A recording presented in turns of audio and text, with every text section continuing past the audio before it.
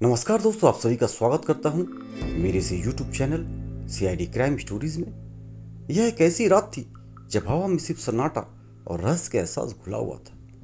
मुंबई की CID team अपने नए मामले की गुत्थी सुलझाने में जुटी थी। मामला था एक पुराने वीरान हवेली में हुई अजीबोगरीब घटनाओं का। हवेली के मालिक एक वृद्ध और धर्मात्मा व्यक्ति श्री शर्मा का दावा था कि उनकी हवेली में एक आत्मा का साया है जो पिछले कुछ दिनों से उन्हें डरा रही है। इंस्पेक्टर विजीत, दया और एसीपी प्रद्युमन के साथ रात के अंधेरे में हवेली पहुंचे। हवेली बाहर से जितनी डरावनी लग रही थी, अंदर से ही उतनी भयावह थी। धूल की मोटी परत हर चीज पर जमी थी और हवा में एक अजीब सी सड़ी हुई गंध फैली हुई थी। एसीपी सर, यह जगह तो भूतिया फिल्म के सेट जैसी लग रही है, इंस्पेक्टर दया ने कहा, अपनी टॉर्च चारों ओर देखते हुए। एसीपी प्रद्युमन ने गंभीरता से सिर हिलाया। हाँ दया, लेकिन हमें अपना काम करना है। अभिजीत, तुम ऊपर की मंजिल देखो और दया, तुम मेरे साथ नीचे की मंजिल की तलाशी लो। जैसे वे अलग हुए, हवेली में अजीबोगरीब आवाज़ आने लगी। कभी दरवाजे के चरमराने की आवाज़, कभी सीढ़ियों पर किसी के चलने की।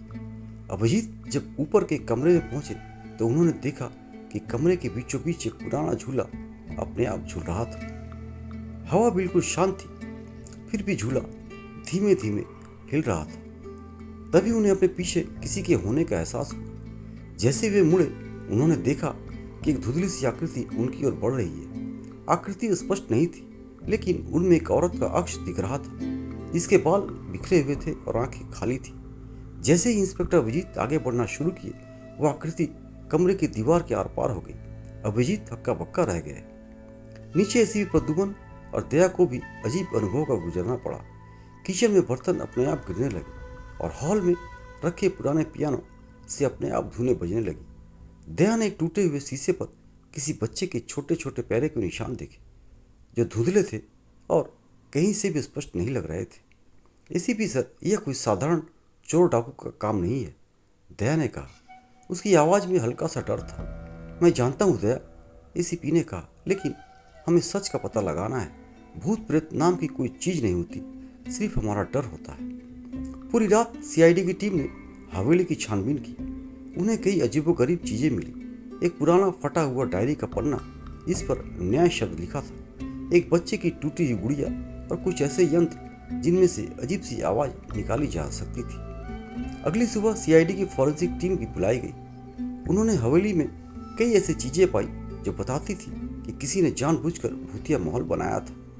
दरवाजों पर पतले तार लगे थे जिनसे उन्हें हिलाया जा सके, और पियानो के नीचे एक छोटी सी रिकॉर्डर मशीन मिली जिसमें डरावनी धुनें रिकॉर्ड थी। डायरी के पन्ने और गुड़िया की जांच करने पर पता चला कि यह सब श्री शर्मा के बेटे ने किया था, जो अपने पिता से बदला लेना चाहता था। उसका मानना था कि उसके पिता ने उसकी माँ और छोटी बहन को संपत्ति के लालच में मार डाला था और अब वह उन्हें डराकर अपनी गलती का एहसास कराना चाहता था।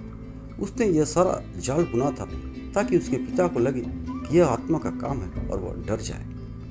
सीआईडी की टीम ने श्री शर्मा के बेटे को गिरफ्तार कर लिया।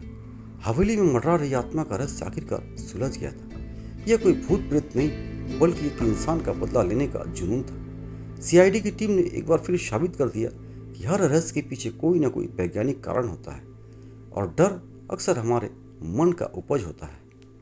दोस्तों, बहुत बहुत धन्यवाद आप सभी का मेरा यह वीडियो देखने के लिए। तो चलिए मिलते हैं एक और नई हॉरर कहानी के साथ। तब तक के लिए छोटा सा प्यार भरा नमस्कार आप सभी को मेरी तरफ से। यदि मेरी कहानी आप सभी को अच्छी लगे तो मेरे इस चैनल को सब्सक्राइब करना और इस वीडियो को लाइक एंड शेयर जरूर करना। कहानी आप सभी को कैसी लगी कमेंट बॉक्स में जाकर जरूर से ज़रूर कमेंट करना।